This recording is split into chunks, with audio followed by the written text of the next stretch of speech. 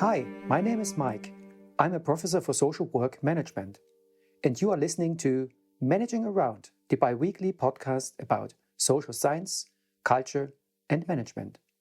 Managing Around is part of the Talk About Organizations podcast network, a community resource and discussion platform for key ideas in management and organization studies, which is supported by our listeners. Welcome to another episode of Managing Around. And today we are diving into the fascinating world of public governance. We'll explore its different concepts and their applications, particularly in the social and healthcare sectors. Buckle up for an educational yet entertaining ride through the intricacies of how public institutions are managed and governed. We'll start with the question of what governance is and what concepts about it exist. Then we will explore four of the most intriguing concepts in the field. Let's start with an overview of what public governance is. Public governance is more than just governmental administration and leadership in the public sector. It's the entirety of social coordination mechanisms, processes, and institutions. It involves how citizens and groups articulate their interests, exercise their rights, and mediate their differences.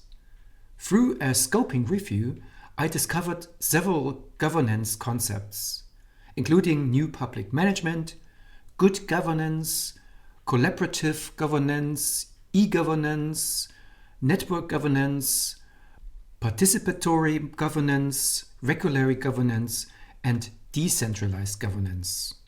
That's quite a lot, I know. While we cannot cover each in detail here, this episode will delve into four key concepts, which is the new public management, collaborative governance, e-governance, and participatory governance. We explore case studies for each to illustrate their applications. Let's start with new public management. New public management borrows methods and techniques from the private sector to improve efficiency and effectiveness in public administration. It focuses on competition, performance management, and market-oriented reforms. And here is our first case study about nursing homes in Germany. In Germany, performance-based compensation and competitive bidding are used to implement new public management concepts in nursing facilities. The goal of this strategy is to increase care quality by creating competition among service providers. Funding for nursing facilities is contingent upon meeting certain performance standards, which promote efficiency and ongoing development. Secondly, we have the concept of collaborative governance. Collaborative governance involves the cooperation of government entities, NGOs, and the private sector to develop and implement policies. It's about working together to solve complex societal issues and drive social change in the community through private and public partnerships. And here's a case study from the public health in Canada. In order to create and carry out health promotion initiatives, the Public Health Agency of Canada, PHAC, cooperates with NGOs, provinces, and territory councils.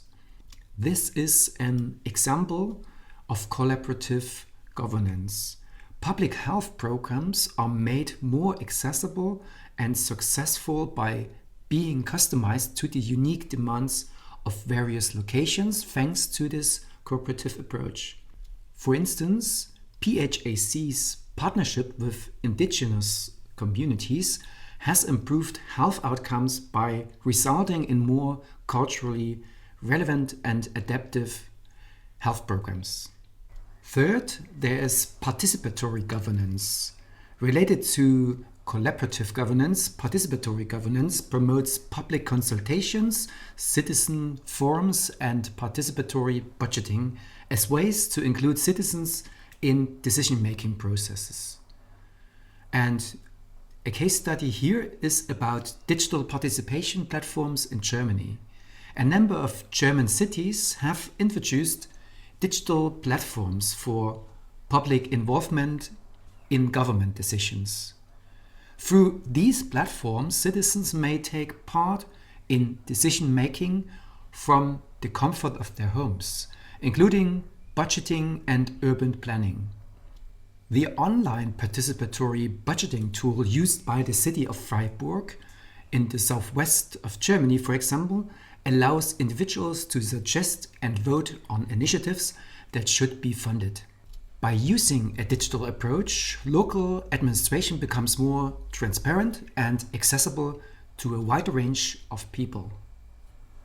And last but not least, we have e-governance. E-governance uses information technology to enhance government processes, providing online services and electronic participation platforms. Our case study here is the electronic health record system in Estonia. Estonia, one of the Baltic states in East Europe, with its electronic health record system, is a leader in e-governance. By giving individuals online access to and management of their health data, this technology enhances the effectiveness and synchronization of healthcare delivery. Instantaneous access to patient records by doctors promotes better patient outcomes and more informed treatment choices.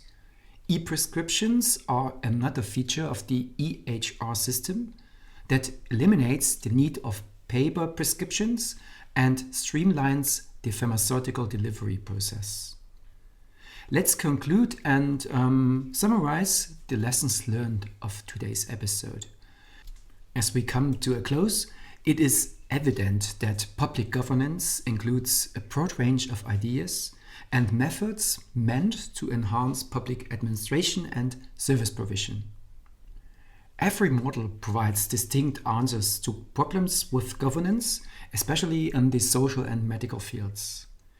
There are still important issues to consider, however, such as how to handle difficult social policy problems like pandemics and climate change. How can we make sure that all people, not just certain groups, have their interests served by political decisions? In the end, who determines what and how? I hope this episode has given you useful insights into public governance and sparked your curiosity for further exploration. Thank you for joining me on this journey. Until next time, keep questioning, keep learning, and keep managing around. Thank you for listening. Managing Around, the bi-weekly podcast about social science, culture, and management. Managing Around is part of the Talk About Organizations podcast network, a community resource and discussion platform for key ideas in management and organization studies, which is supported by our listeners. If you liked this episode, please leave a review on your favorite podcast website. There's also a link in the show notes. If you've got any thoughts on this episode, or if you've got any idea about new podcast topics or questions you'd like to discuss, send me an audio file or voice note to hi@profmanagement.de. For any non-audio comments, drop a tweet or DM to @profmanagement on Twitter or Instagram, please. For more information, visit my website www.profmanagement.de. Thank you for listening and see you next time.